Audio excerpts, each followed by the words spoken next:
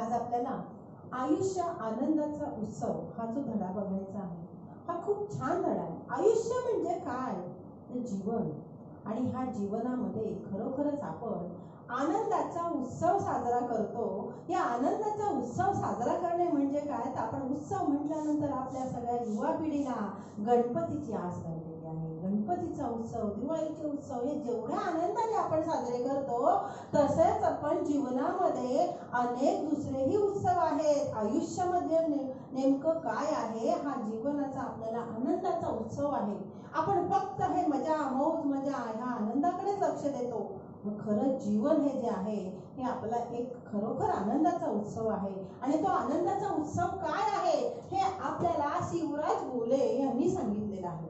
काय सांगितलेलं की आपल्या जीवनामध्ये आनंद हा काय आहे.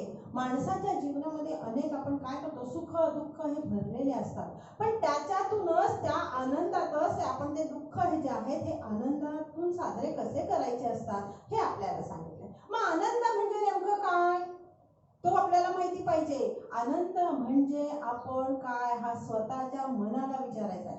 आनंद सगळीकडे आहे, हा आनंद सगळीकडे आहे, परंतु तो आपल्या खरा आनंद आपल्या अंतरंगात आहे. आपण इतर बाहेरच्या गोष्टींमध्ये आनंद व्यक्त करायला जातो आणि तो आपल्याला आनंद, आपला समाधान, आपल्याला सुख, आपली एन्जॉयमेंट ही जी आहे हे आपला आनंद असतो. आणि म्हणून त्यांनी आपल्याला काय याच्यामध्ये सांगितलेलं आहे. हे खूप छान एक लेखक आहेत आणि हे लेखक त्यांनी काय केलेलं आहे, नाटकं लिहिलेली आहेत, चित्रपट लिहिलेले आहेत, अनेक प्रकारचं त्यांनी लेखन केलेलं आहे. आणि त्या नाटकांमधून आपल्याला ह्या जीवनाचा काय सांगितलेलं आहे, आनंद घ्यायला सांगितले. मग त्यांनी यांना काय सांगितलं की आनंद हा प्रत्येकाला हवा असतो, कोणाला आनंद नको, सगळ्यांनाच हवा असतो. आणि हा आनंद माणूस हा जो आहे हा व्यक्त करताना कसा करतोय. बऱ्याचदा आनंद म्हणजे काय आणि तो कसा मिळवावा हे आपल्याला उमगत नाही, म्हणजे आपल्याला समजत नाहीये की आनंद मी कसा घेऊ. हा जो आहे खरा आनंद हा जो आहे हा कुठे आहे, अंतरंगात आहे, आपल्या मनामध्ये आहे. त्यासाठी आनंदाचं भान असावं लागतं आणि हे आपल्याला ह्या पाठामध्ये त्यांनी आपल्याला सांगितलेलं आहे. मग हा आनंद नेमका कशात आहे? आनंद हा जो आहे हा नेमका कशात आहे आणि तो अनुभवायचा असतो. मग तो छोट्या छोट्या गोष्टींमध्ये आनंद असतो.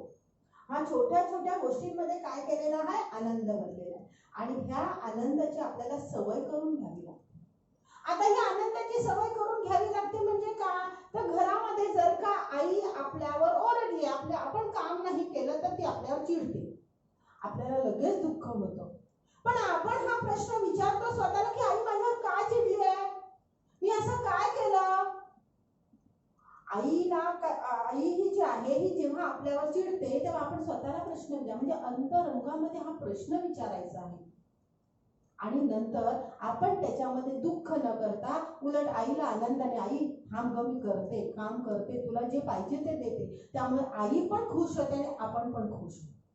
पण आपण तसं करतो का? नाही करत. आपण ती ओरडली म्हणून कोपऱ्यात जाऊन रागून रुसून बसतो. मग आनंद घेतो का आपण त्याचा? नाही.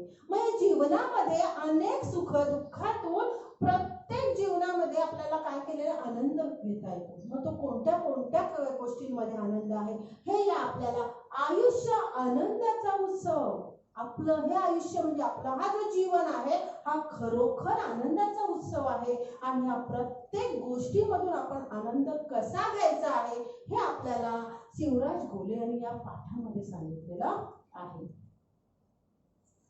आनंद हा माणसाला खरोखर किती सुख देतो. आणि हे सुख आपल्याला घेत असताना त्यांनी काय सांगितलेलं आहे, आनंद सगळ्यांनाच हवा असतो, कोणाला नको असतो, सगळ्यांना हवा असतो. पण आपला नेमका आनंद कशात आहे हे माणसाला समजत नाही. आनंद कशात आहे आपला, आनंद म्हणजे नेमकं काय हे उलगडत नाही म्हणजे समजतच नाही.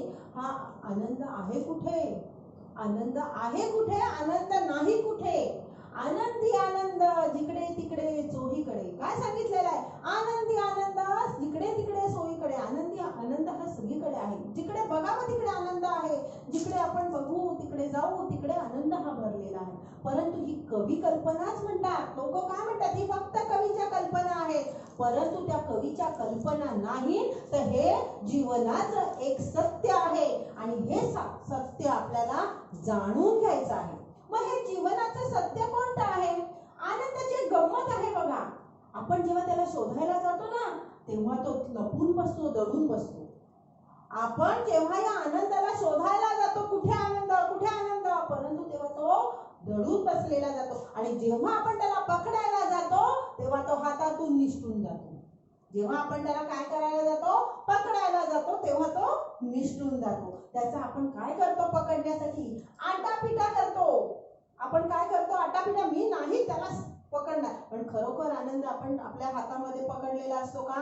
नाही. जितका तो तुम्ही हुलकावण्यात येतो, आपल्याला फसवतो, तितकाच तो काय होतो, आपण आनंदी होतो. नाही, एखाद्या छोट्या मुलाला आपण पकडायला जातो, तो पुढे पुढे धावत जातो, आपण त्याच्या मागे धावतो, पण तो जाताना काय करत असतो, तो रडत नाही, तो हसत हसत ये मला पकडायला ये म्हणून तो बघायला करत असतो. तो खरा आनंद असतो त्याचा. आणि त्याच्या मागे आपण मागे धावत आनंदातच जातो त्याला पकडण्यासाठी. कारण तो आनंद त्याचा पण असतो आणि तो आपला पण असतो. आणि म्हणून सांगितलं की सगळीकडे हा जो आनंद काय केलेला आहे, जो आहे तो आपल्याला शोधायचा आहे की आनंद कुठे आहे. मग आनंदाच्या बाबतीमध्ये सांगितलं, काखेत कळसा आणि गावाला वळसा. काय सांगितलेलं आहे? काखेत कळसा आणि गावाला वळसा. आपल्या जवळ आहे, आपल्या अंतरंगात आहे, परंतु आपण दुसरीकडे शोधतो. आपल्या मनामध्ये आनंद आहे, कारण मानणारा कोण आहोत आपण. आपल्याला आनंद पाहिजे तर आपल्याला मानायचा आहे, परंतु आपण शोधतो सगळीकडे. आणि म्हणूनच तिथे काय म्हणते, काखेत कळसा आणि गावाला वळसा. आनंद आपण बाहेर शोधत असतो, पण तो मात्र आपल्या अंतरंगात असतो. आणि तो अंतरंगातला आनंद आपण स्वतः जाणून घ्यायचा असतो. मग आनंद हा जो आहे आपल्याकडे सर्वत्र आहे पसरलेला. अंतरंगात असेल तर तो आपल्याला अनुभवता येतो. म्हणजे आपलं मन खुश असेल तर आपण तो आनंद अनुभवतो. आणि जर का आपलं मन खुश नसेल तर तो आपण अनुभव समोर असूनही आपण अनुभवू शकत नाही. याचं एक उदाहरण साध्या मी तुम्हाला युवा पिढीला एक देणार आहे की आपलं मन हे कधी अगदी आनंदी असतं. उदाहरणार्थ युवा पिढीचं मन मी तुम्हाला एक छोटंसं उदाहरण सांगते आणि ते सत्य उदाहरण आहे. ते उदाहरण म्हणजे लहानपणापासून आपल्याला आई वडिलांनी खूप प्रेम दिलेलं असतं, खूप आनंदी ठेवलेलं असतं, परंतु आपण त्यामध्ये आनंद व्यक्त करतो का? कधी नाही करत. का करत नाही? कर्तव्य आहेत आई वडिलांची, म्हणून आपण त्याला म्हणतो की तुमची कर्तव्य आहे. पण जेव्हा आपण 10वी नंतर एखाद्या कॉलेजमध्ये जातो, कॉलेजमध्ये गेल्यानंतर आपल्याला एखादी मुलगी जी आहे ती आवडली जाते. तिला बघितल्यानंतर आपलं मन हे खुश होतं. आपल्या मनामध्ये काहीतरी गोष्टी ज्या उमलायला लागतात आणि जे मन खुश झाल्यानंतर आपल्याला असं वाटतं तिच्याकडे सतत बघावं, तिने माझ्याशी बोलावं. मग हे जे मन आहे हे मन तिच्याकडे धावलं जातं. आणि तेव्हा जी खुशी असते ती खुशी तुम्ही कंपेअर करायला गेलात तर आई वडिलांनी दिलेल्या खुशीपेक्षा आई वडील आपल्याला प्रेम करू शकत नाही. आपल्याला आपले आई वडील आवडत नाही, परंतु आपण तेवढ्या प्रेमाने आपल्या आई वडिलांकडे बघतो नाही बघत. का? तर आपल्याला ते आवडलेले नसतात, पण आपण त्यांच्याकडे फक्त त्यांची कर्तव्य म्हणून बघतो. पण तेच तुम्ही त्यांच्याकडे प्रेमाने बघा, खरं सुख, खरं आनंद, खरं प्रेम हे त्यांच्याजवळ असतं. पण आपण नाही बघत. आपण कुठे आहे? ती परकी मुलगी आहे, ती मला आवडलेली आहे आणि म्हणून आपण आपलं मन तिच्याकडे धावतं की तिला आपण ओळखत सुद्धा नाही तरी पण आपलं धावतं. आणि मग आपण त्या दिवशी आपलं मन इतकं खुश होतं की आपल्या मनाचा जो आनंद आहे तो आपल्या आई वडिलांना जाणवतो की आज माझा मुलगा, आज माझी मुलगी एवढी सुंदर का आणि एवढी खूप छान का दिसते, एवढी खुश का आहे, हा प्रश्न त्यांना पडतो. पण आपण ते सांगू शकत नाही की मी आज का खुश आहे, ती किंवा का आहे तो नाही सांगू शकत. कारण ते मनाचा आनंद असतो, मनाची खुशी असते ती आणि ते मनाला भावलेलं असतं. ते काय झालं, हे मनाची खुशी म्हणजे तुमच्या मनामध्ये ज्या काही हालचाली होतात, ज्याच्यातून तुमच्या चेहऱ्यावर जो काही प्रकाश पडला जातो तो खरा आनंद असतो. हे फक्त आपल्या मनाला चांगलं वाटेल ह्याचीच अपेक्षा केलेली असते आणि त्यावर तुम्ही खुश झालेला असता. आणि हा तुमच्या अंतरंगाचा, आमच्या मनाचा सुख असतं, आनंद असतो. तो फक्त बाळांनो लक्षात ठेवा, थोड्या दिवसांपुरताच असतो. आणि हा थोड्या दिवसांपुरता कसा असतो? कारण आपल्या जीवनामध्ये सुख असतं तेवढंच दुःख असतं. दुःख हे जास्त असतं, सुख हे कमी आहे. मग आपण सुखात आणि दुःखात जेव्हा सतत सारखंच राहिलो, आनंदीच राहिलो, दुःखात पण आणि सुखात पण, तर खऱ्या जीवनाचा आनंद हा आपल्याला समजला जातो. आणि हाच आनंद प्रत्येक क्षणात प्रत्येक गोष्टीमध्ये कसा व्यक्त होतो हे आपण पाहतोय. आता मी तुम्हाला कसं सांगितलेलं आहे की हा जो आहे हा आनंद आपल्या अंतरंगात असतो. मग हा जो आनंद आहे या अंतरंगातून आपलं खरं अस्तित्व सुद्धा आपल्याला दिसून येतं. मग माणसाचं अस्तित्व आहे, आपल्याला आयुष्यासोबत त्याचं अस्तित्व असतो आणि म्हणजेच अस्तित्वाचा आनंद. आता अस्तित्व म्हणजे नेमकं काय बाळांनो? की मीच आहे, मी हा आहे, माझं अस्तित्व असं आहे. काय अस्तित्व? आज उदाहरणार्थ तुम्हाला सांगायचं म्हणजे आपलं अस्तित्व आपण नेहमी गृहीत धरून देतो की मी आहे, परंतु तुम्ही आहात हे आपल्या जीवनामध्ये. अजून एक गोष्ट सांगते तुम्हाला की जी तुम्ही जेव्हा मगाशी मी तुम्हाला सांगितलं की मुलीचं उदाहरण सांगितलं, तुमच्या मनामध्ये हे जे आनंद झालेला आहे, तुमच्या ह्या मनाची धडधड तुमची वाढलेली असते, खुश झालेला असतात. पण त्याच्यातून ही जी खुशी आहे तुमच्या जीवनामध्ये, अजून आयुष्यामध्ये तुमचा हा जो अस्तित्व आहे, या अस्तित्वाला आपल्याला साक्ष कोण देतं की मी जिवंत आहे, हा जिवंत आहे, मी माणूस हा निर्माण झालेला. हा कसा आपल्याला समजला जातो? तर तो आहे आपला श्वास. आपण तुम्ही जे लक्षात घ्या, सकाळपासून संध्याकाळपर्यंत तुम्ही स्वतःची स्पंदन जे आहे, श्वासोश्वास हा जो घेताय, हे तुम्ही कधी मोजता? नाही मोजत. का नाही मोजत? तुम्ही जिवंत आहात ना. तुम्ही जिवंत आहात म्हणजे तुम्हाला ते समजलं पाहिजे, मी जिवंत कशावर आहे? हे श्वासोश्वास जो आपण घेतलेला असतो त्याच्यावर असतं. त्याच्याकडे आपलं भान असतं का की मी दिवसातून किती श्वास घेतला आणि किती सोडलाय? तो का नाही केला तुम्ही ते? पण तेच जर का तुम्ही एखाद्या मुलीला दिवसातून किती फोन केले, किती वेळ बोललात, हे गणित बरोबर तुमच्याकडे असतं. मग आपल्या जीवनासाठी आवश्यक काय आहे? तर आपल्या जीवनासाठी श्वास आहे, त्याचा तुम्ही श्वास घेतलात का? मग त्याच्यात तर खरा आनंद आहे. जर का तुमचा श्वास बंद झाला तर तुम्ही काय करणार? चाललात ना वरती, गेलात ना. मग आपल्याला जेव्हा आपण जिवंत आहोत किंवा आपलं अस्तित्व जे आहे हे कशावर समजलं जातं? तर आपल्या श्वासोश्वासमध्ये. एकदा बंद झाला की माणूस गेला, वरती गेला म्हणून लगेच डिक्लेअर केलं जातं, सांगितलं जातं. बरोबर आहे ना? आणि म्हणून हे श्वासामध्ये सुद्धा आपला आनंद आहे. कारण जोपर्यंत मी आहे जिवंत, जोपर्यंत मी श्वास घेतोय, तोपर्यंत मी जिवंत आहे, माझं अस्तित्व आहे. माझा श्वास बंद झाला, माझं अस्तित्व संपलं. हे आपण मग ते जोपर्यंत श्वास चालतोय म्हणजेच मी आनंद घेतोय, माझं जीवन आहे हे आनंदाचं आहे. ह्याचा सुख हे वेगळं असतं आणि ते वेगळंच असतं सुख. म्हणजे जोपर्यंत माझं अस्तित्व मला निर्माण करायचं आहे तोपर्यंत हा माझा श्वास हा चालणार आहे. म्हणूनच त्यांनी सांगितलं की याचं भान नसतं. खरं तर श्वास हा जो आहे हा शरीर आणि मन, शरीर आणि मन ह्या दोन गोष्टी ज्या आहेत त्या दोन्ही गोष्टींना तो जोडलेला आहे. नुसतं शरीर असतं, श्वासोश्वासच होत नाहीये, श्वास बंद आहे, काय समजणार आहे तुम्हाला? नुसतं शरीराचा सापळा घेऊन काय होणार? परंतु आपण जे श्वासोश्वास घेतो त्याचे प्रत्येक हा जो आहे कण न कण हा मनाला जातो, आपण मनाला खेचला जातो, मनाशी धरून राहतो. आणि म्हणूनच ते काय झालेलं आहे, दोघां जोडणारा तो सेतू असतो. सेतू म्हणजे जाणीवपूर्वक काय झालेली आहे, वापरत नाही. पोटातून आपण श्वासोश्वास जेव्हा घेतो तेव्हा लक्षात घ्या, श्वास घेताना आपला पोट, आपलं शरीर हे अगदी आपल्या आरोग्यासाठी योग्य म्हणून सांगितलं जातं. परंतु हे जे आहे आरोग्यासाठी चांगलं असतं असं नव्हे, तर त्यासाठी आपलं मनही शांत राहतं. आज तुम्ही 5 मिनिटं तुम्ही म्हणा, एक उदाहरण देते, 5 मिनिटासाठी आपण कोणी श्वास रोखून ठेवू शकत नाही, पण अर्धा मिनिट तुम्ही जरा श्वास नाक बंद करून बघा. आणि तो जेव्हा तुम्ही रोखून ठेवल्यानंतर त्यानंतर आपल्याला हे जे स्पंदन आहे ती वाढली जातात. परंतु ती क्षमता ही आपल्याकडे हे रोखता आली पाहिजेत. आणि ही जी आहेत हीच म्हणजेच काय की त्यामुळे आपलं मन सुद्धा प्रसन्न राहतं. आपल्या आरोग्यासाठी हे श्वास हा योग्य आहे. मुख्य म्हणजे श्वासाचं बोट धरून मनापर्यंत पोचवता येतं आणि मनाशी त्याचं नातं जोडलं जातं.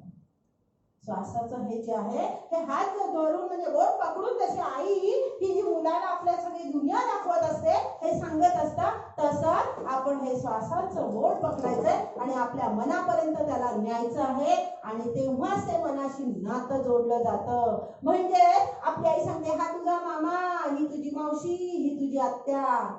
तेव्हाच आपलं त्यांच्याशी काय नातं आहे हे समजलं जातं. तोपर्यंत आपल्याला समजतं का नाही. म्हणजेच आपण फक्त जगत असतो, आपलं अस्तित्व निर्माण झालेलं आहे, परंतु नातं मनाशी मन हे जोडलं कशामुळे जातं? श्वासामुळे. आता आपल्याला कसं श्वासाकडे आपण लक्ष देत नाही. आता आयुष्यातला प्रत्येक क्षण येतो आणि जातो. म्हणजेच काय नाही, हा क्षण येतो म्हणजे दिवस उजाडतो आणि दिवस मावळतो. सूर्यास्त होता आणि सूर्य उगव म्हणजे सूर्योदय होतो आणि सूर्यास्त होतो. हे आपण नीट कधीच बघत नाहीये. कारण की आपल्याला काय आहे तेव्हा आपल्याला दृष्टी आहे हेही गृहीत नसतं. आता दृष्टी आहे हेही गृहीत नसतं म्हणजे काय, दिवस कधी उगवलाय आणि कधी मावळला हे आपण बघत असतो का? का नाही बघत आपण त्याच्याकडे? का नाही लक्ष देत? आपलं जीवन आहे. आज जर का सूर्य उगवला तरच आपल्याला समजणार आहे की मी आहे, आज जिवंत आहे, माझं जीवन दिवस सुरू झालेला आहे. आज दिवसभरामध्ये ही जी कामं मला करायची आहेत हे कधी होतं? जेव्हा सूर्य उगवतो. जोपर्यंत सूर्य उगवत नाही तोपर्यंत आपण रात्रीपर्यंत झोपलेलो असतो. आहे उजाडेल तेव्हा बघू. म्हणजेच काय की आपलं हे जीवन चक्र आहे हे सूर्याच्या उगवण्यावर आणि सूर्याच्या मावळण्यावर आहे. सूर्य मावळला, चंद्र उगवला की आपण रात्रीची कामं करायला जाणार आहोत का? नाही करत. आपली दिवसाची दिवसभराची जी कामं असतात ती सूर्योदय आणि सूर्यास्तावर आहे, पण आपण त्याच्याकडे कधीच लक्ष देत नाही. जे जे आनंद देणार आहे ते गृहीत धरून चालल्यामुळे आपल्याला सृष्टीचं कौतुक वाटतं. आपल्याला मनाला जे आनंद देतं ते आपलं काय आहे? कौतुक. ही सृष्टी, एखाद्या गुलाबाचा फूल या सृष्टीमध्ये उगवलेला आहे हे आपण बघितलेलं, आपल्याला खूप आवडलेलं आहे, आपल्या मनाला आनंद झाला, संपला. दुसऱ्यांना आनंद होऊ द्यावा, आपल्याला मनाला आनंद. हे फक्त आपण स्वार्थी आहोत. फक्त आपण आपल्या आनंदाचा विचार करतो, दुसऱ्यांच्या कधीच करत नाही. पण खरा आनंद तो नाही.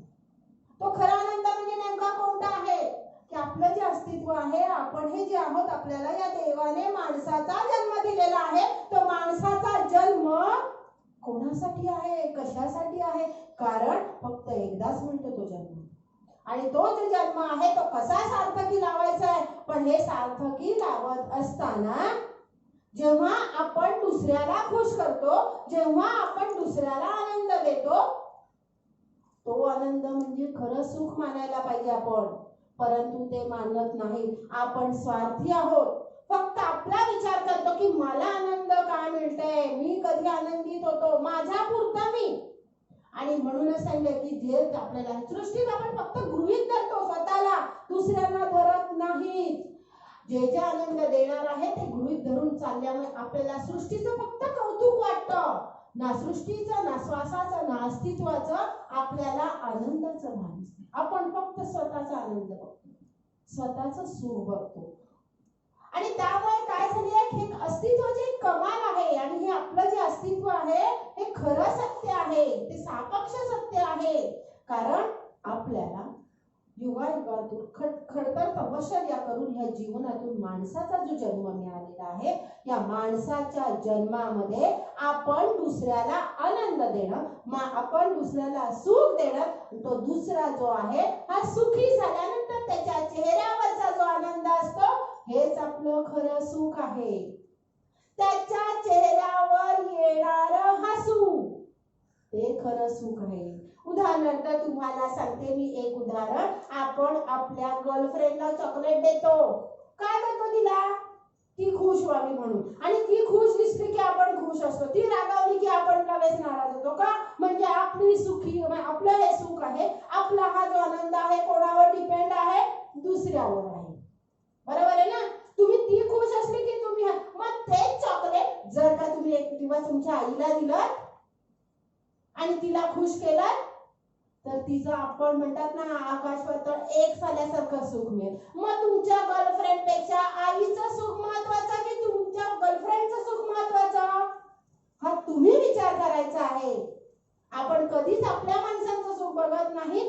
चिराईत व्यक्ती आपली मित्र असू दे किंवा मैत्रीण असू दे, तिचं सुख महत्वाचं देतो, पण ते फक्त सुख तुम्हाला कायम पुरतच मिळणार आहे. तुम्हाला ते आयुष्यभर नसतं रे बाळांनो.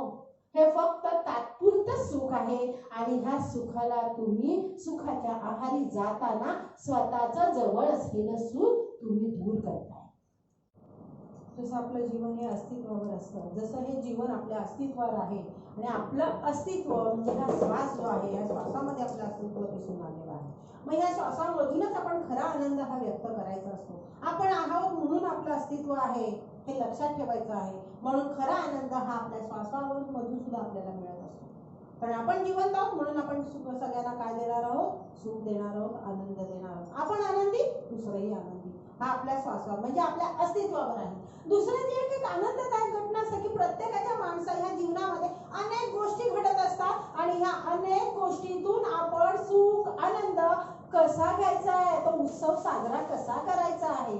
मग दुसरी गोष्ट एक आनंदाची सांगितलेली आहे की एखादी आनंददायक घटना अशी घडते ती आपल्याला म्हणावा तितका आनंद होत नाही. मग तो म्हणावा तितका आनंद का नाही होत रे? म्हणजे तुम्हाला पाहिजे तेवढं जेवढं मिळालं म्हणजे तुम्ही आनंदी, आणि तुम्हाला कमी मिळालं तर तुम्ही आनंदी होत नाही. असं का नाही की आपल्या घरामध्ये आपल्या आईने दोघांनाही, 2 भावंड असतील तर दोघांनाही एका छोट्याला, छोटा आहे म्हणून त्याला 2 चॉकलेट दिले आणि आपल्याला 1 चॉकलेट दिलं. आपण मोठे आहोत, आपण समजून घ्यायला पाहिजे. घेतो का? नाही घेत. का नाही घेत? त्याला 2 दिले ना, मग मला पण 2 पाहिजे. अरे पण तू मोठा आहेस, तू समजून घे. पण तो 2 चॉकलेट दिल्यानंतर तो किती आनंदी झाला. मग आपल्या भावाच्या चेहऱ्यावरचा जे आनंद आहे ते आनंद बघून आपण खुश होतो का? का नाही होत? म्हणजे इथे आपण काय झालं? स्वार्थी झालो. बरोबर झालं की नाही? म्हणजे आपल्या भावाचा आनंद आपण बघत नाही. मग ही अशी काही घटना घडते तर ती घटनेसाठी एक उदाहरण दिले बघा. अशा काही गोष्टी असतात की एखाद्या नाट्य स्पर्धेमध्ये तुम्हाला सर्वोत्कृष्ट अभिनयाचं बक्षीस मिळालंय. कोणाला मिळालंय? तुम्हाला मिळालेलं. पण तुमच्या मते ते खरं एखाद्याला कलाकाराला मिळायला हवं असतं, असं तुम्हाला का वाटतं? जर का तुम्हाला ते बक्षीस मिळालेलं आहे मग तुम्ही तुमच्या मन हे दुसऱ्याला मिळावं असं का वाटतं? म्हणजे तुमच्या मनापासून तुम्हाला असं वाटतं की मी या लायकीचं नाही. बरोबर की नाही? मग हे जर का तुम्हाला असं वाटतं म्हणून तुमचं मन तुम्हाला साथ देत नाही. तुमचं मन सांगतं रे तू त्याच्या बरोबरीचा नाही आहेस, हे दुसऱ्याला मिळायला हवं. मग तिथे आपल्याला काय होतं?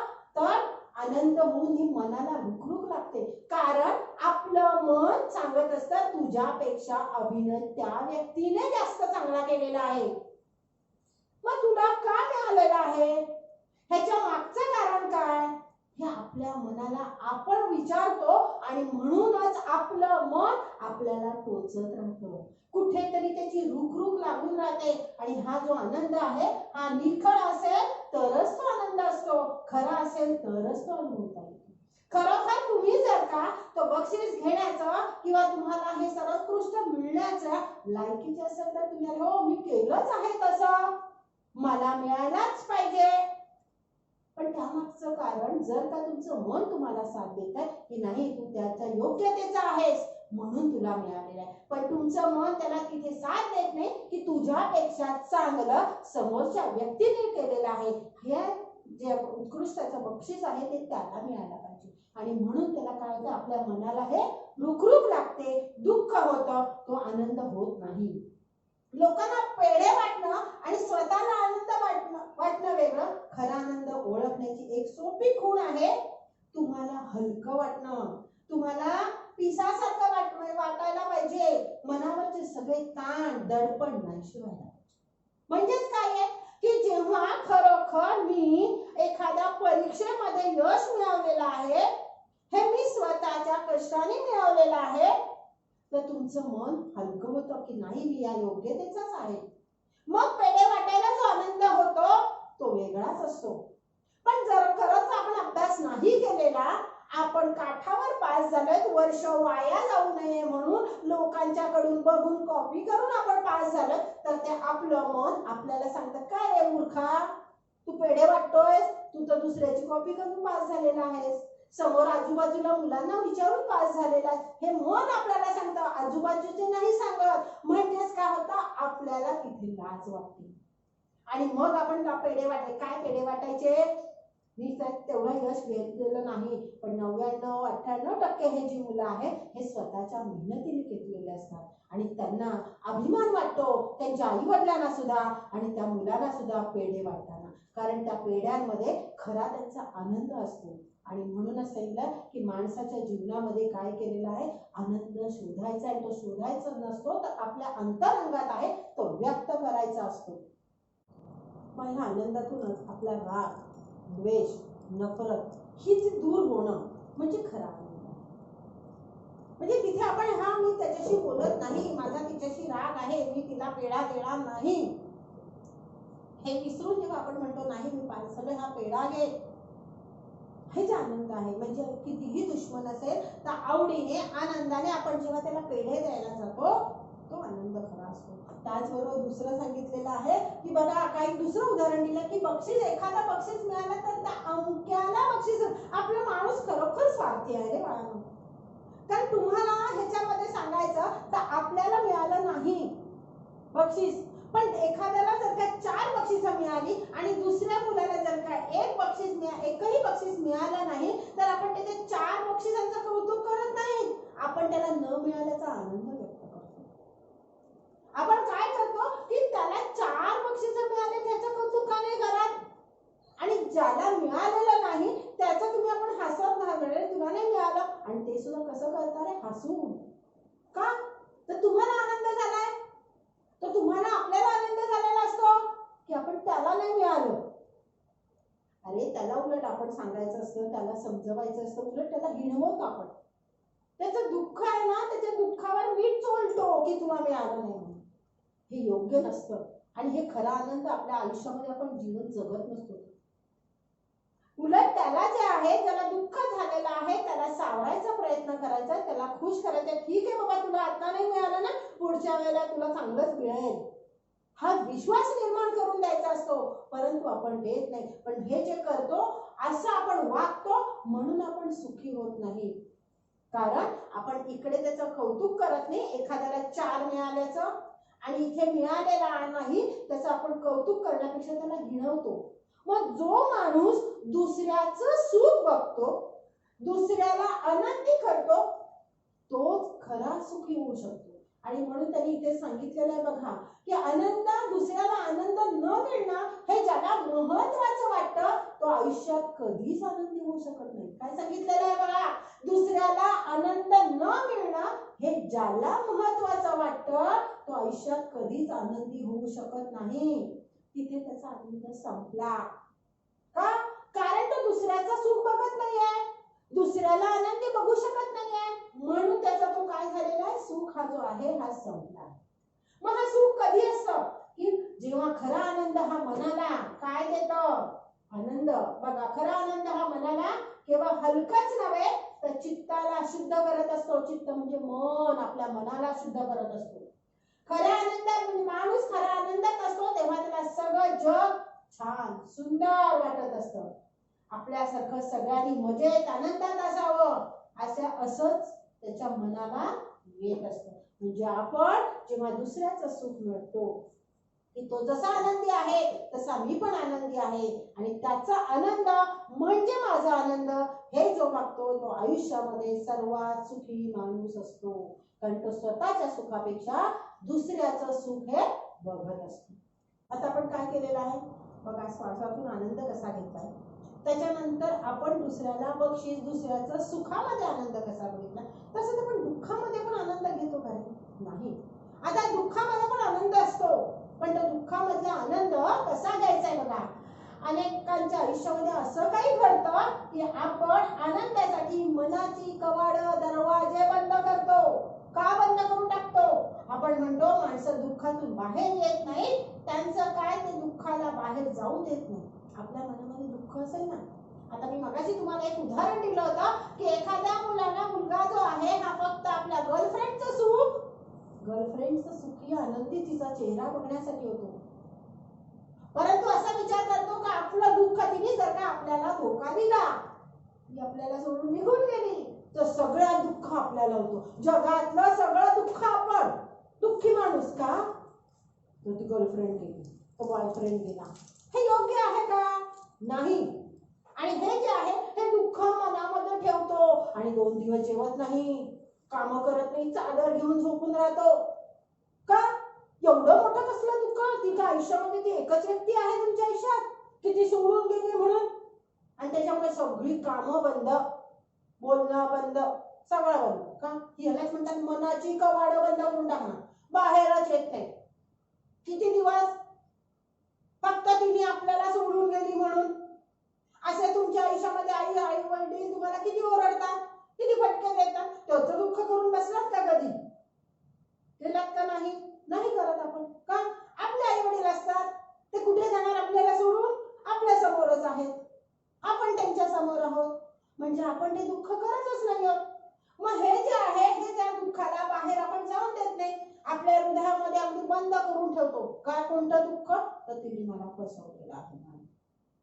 दुःखाच्या गोष्टीमध्ये सांगितलेलं आहे की एखाद्या मुलाला जर का एखादी त्याची मैत्रीण किंवा मैत्रिणीला मित्र सोडून गेल्याचं जो दुःख होतं ते जगाचं सगळं दुःख त्यांनीच घेतलेलं असतं, आणि त्यामुळे तो सगळी अगदी पांघरूण घेऊन झोपलेला असतो, सगळं जे खाणं पिणं सगळं सोडलेलं असतं. किती दुःख झालेलं असतं रे बापड्याला.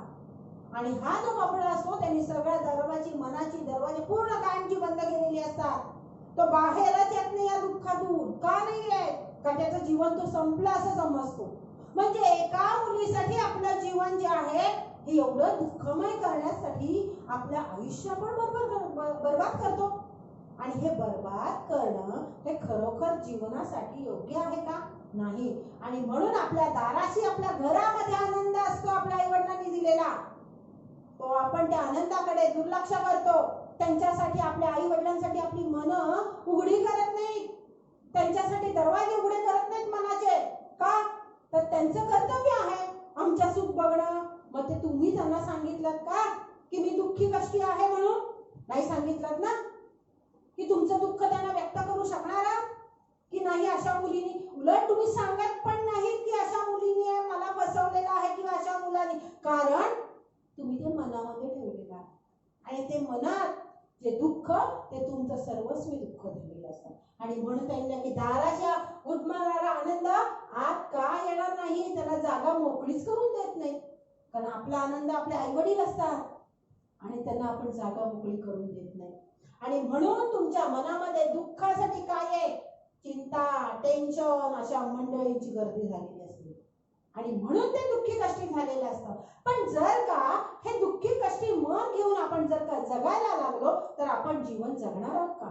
नाही. आणि म्हणून त्यांनी एक आपल्याला छान उदाहरण दिलेलं आहे, ते शेतकऱ्याचं दिलेलं आहे. बघा, हा जो शेतकरी आहे, हा शेतकरी मंडळी कधी पाऊस पडण्याची वाट बघत असतात. का पाऊस पडती चिंता असते त्यांच्या मनामध्ये, ते दुःख असतं.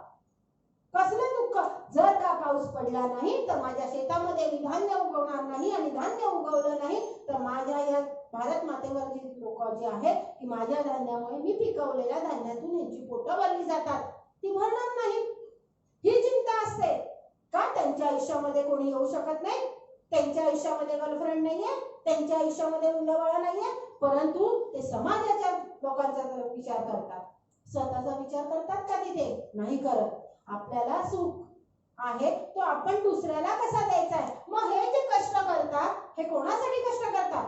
आपल्याला सुखी आनंद देण्यासाठी. म्हणजे कधी आपलं पोट भरलेलं असेल तेव्हा आपण आपल्याला आनंद व्यक्त केला जातो, आणि तो जो आनंद आहे मग त्यांचं लक्ष कुठे असतं? आभाळाकडे डोळे लावून बसतात.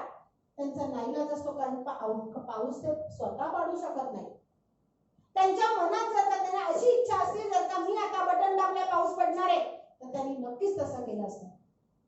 पण ते करू शकतात का? नाही करू शकत. तसाच बराच कारण पाऊस पाडणं त्यांच्या हातात नसतं. आनंदाचा पाऊस मात्र आपण पाडू शकतो, कृत्रिम नव्हे. कारण त्याला त्या आनंदासाठी आपल्याला कोणत्या बटनांची गरज लागत नाही. तो आनंद आपल्या हातामध्ये असतो आणि तो कृत्रिम नसतो. आनंद द्यावा लागतो. आणि हा जो आनंद आहे हा दुःखात सुद्धा आनंदित राहणं म्हणजे खरं आयुष्य. मग तुम्ही जर का असं का नाही बोलू शकत की जर का माझ्या एका मैत्रिणीने मला फसवलं, गेली उडत, ती गेला उडत तो, असं बोलतो आपण. अरे तिच्यापेक्षा 56 मला मिळणार आहे किंवा त्याच्यापेक्षा अगदी करोडो मला, असं का नाही बोलू शकत नाही? त्याला आपण